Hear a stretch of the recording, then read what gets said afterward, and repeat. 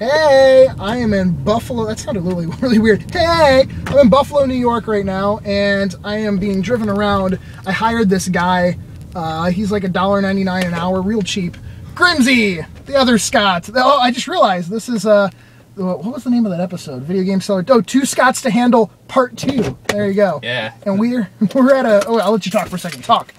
We are in my crappy hometown of Buffalo, like he said, and we're actually right out in front of a store called Oogie Games. It's Oogie. That's actually what their commercial kind of sounds like. They go like Oogie or something, but it's the largest like video game store in the area. There's 6 of them. So oh, it's a chain. Okay. Yeah. So you know, I mean, sometimes their stuff's spread out, but this is kind of their best location. So I figured show him this and see what we can find. Or not find. Yeah, or not. I actually remembered, I'm also old school, my list of games I'm hunting for. No digital shit for me. But maybe let me film inside. Who knows? They should. They should. Yeah. All right, so we are apparently allowed to film inside the game store. So this is Luke real quick. Grimsy was giving me a hard time. What type of Luke is he? Star Wars reference, blah, blah, blah. But he says I'm more like Chewbacca. And I'm like, yeah, I agree. Me too. Already got sniped by Grimsy. One damn item so far that I'm not getting apparently is Streets of Rage 3 complete in a box in very nice shape. I did, however, I won't put you on camera if you don't want to be on camera unless you don't care about being on camera. Do you care about being on camera? No. No, she doesn't. What's your name? Courtney. Courtney. Okay, where'd you put that thing for me? Courtney, bring it on down. I hit it. There we go. This was actually Luke's. He's like, I just traded in a perfect condition silver Game Boy Pocket with the battery cover.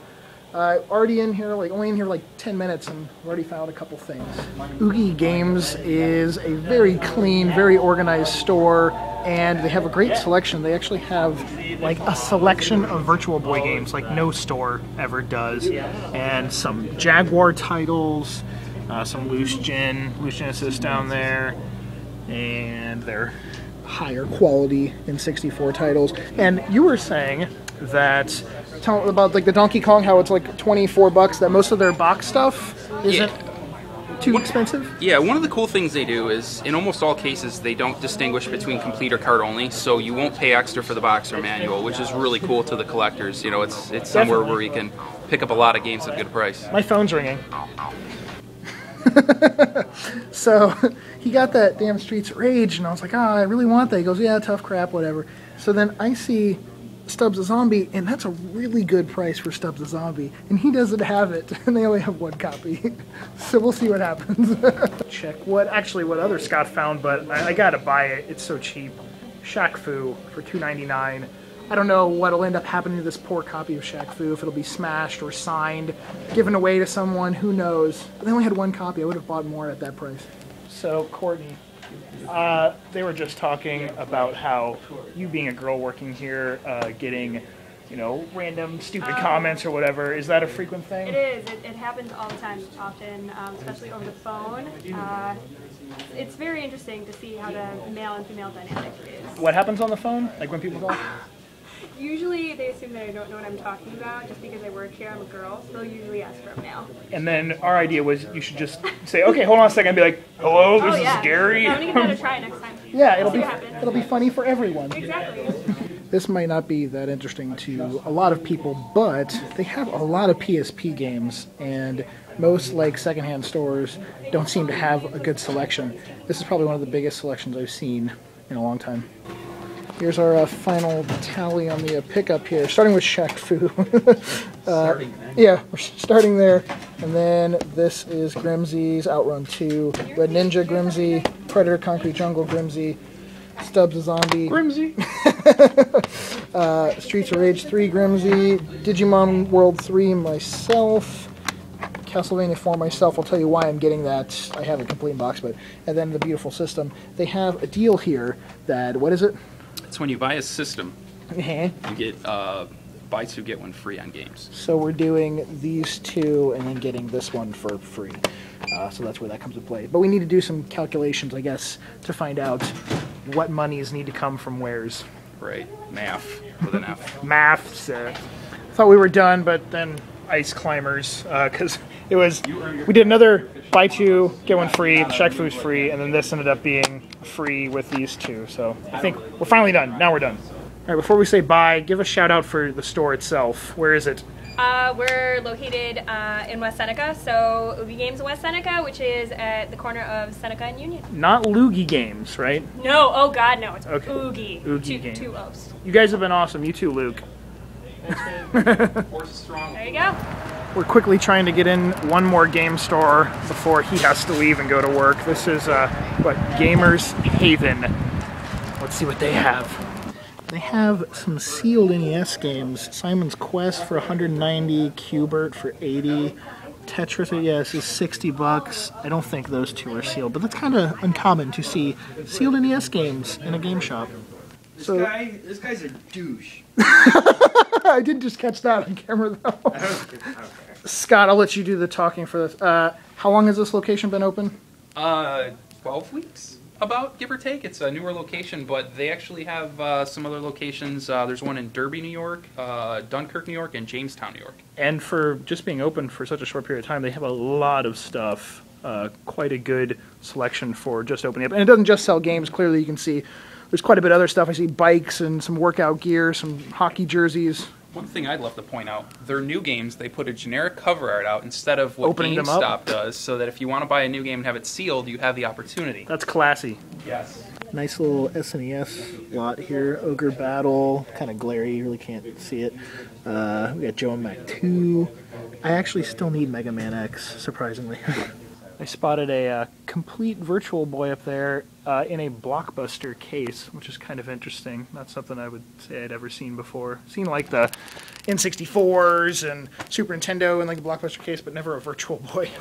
We didn't realize that there was a bunch of games on the back side over here, like a ton of Super Nintendo games and a bunch of like Box Genesis. I found Steel Empire and Streets of Rage 2 both complete. Say that again? The back side is always the best side. Let's see. Okay. Nah, maybe not mine. I ended up buying a couple bags full of stuff, which I'll go through when we get back. Found me. Right now we're giving our YouTube channel names to the shop runner right now, so he can subscribe to us. I'm just going to show Grimsie's one pickup from Gamers Haven right now. It's just the box, but I didn't realize it was this expensive, but just the atomic purple color controller by itself is pretty rare. Because like the one we could find online that had sold was like $75. Right. I think it usually goes more like 100, and this box is like perfect. It's very good shape, and he got it for 20 bucks. No controller inside, just the box, but obviously the atomic purple controller is pretty fucking common. Dime a dozen. Yeah, actually, it would have been 40 if I bought it with the controller, but I've got like 5, so I'll just throw the prettiest one I have in there. It's probably the find of the day, deal of the day, most likely. Poor lighting from a car, but this is where we're going to say bye-bye to each other. Thank you for driving me around and like short notice, last minute notice. I'm going to film a little bit after this, my pickups and some other little things, but shout out for his channel, GRIMSIE42. It'll be in the description down below. Go check it out. He does a lot of videos also with other people, game chasers, other people than that too. I was once on that show, the video game sellers too. He was on my show as well. So go check him out. And thank you again, Scott. No problem, man. Always a pleasure. Woo! That's an Aaron thing. I don't know why I just did that. He does that. I'm sorry. It's the next day now. I forgot to film this little like recap clip last night. Today's actually a show day, and I have like 15 minutes before I have to be out of the hotel. So I got to do this quick, and I also have to figure out how I'm going to get all of these games packed in my suitcase. I don't know why I bought all this shit. But really good stuff. Had a lot of fun with Grimsy, Scott. The first pickup, the first store I went to, those guys were super nice. Well, guy and girl were super nice. I got that awesome condition, silver Game Boy Pocket. I mean, damn near perfect. Then this was sort of a surprise price find there. Stubbs the Zombie I ended up getting it for less than like $11, something like that. And this game commonly goes for at least 20 bucks, all the way up to like $30, $35. So very good deal on that. Digimon World 3. This was the last of the 3 on the PS1 that I needed. Then picked up Shaq Fu, just because. That'll probably be, we're coming up on 20,000 subscribers will probably happen on the channel in the next month or two, so I'll probably just save that for like one of the prizes in 20,000 subscriber giveaway. And then for free, I got Super Castlevania 4 and Ice Climber on the Game Boy Advance.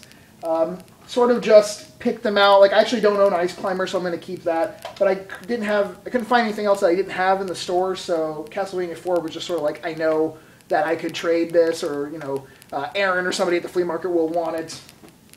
Then, at the second place, we got there. I asked first if we could film. One of the employees said no. I was like, okay, that kind of sucks. And then 10 minutes later, another employee said, yeah, sure, go ahead. I guess an employee that was higher above him, so...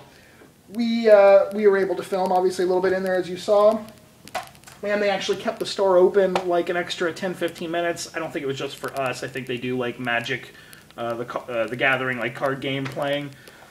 But I picked up, this is one I have been looking for sure, the Raiden Project, the big long box game, really nice shape. He gave me a discount on all the stuff I bought, so I would say that ended up being maybe like $40.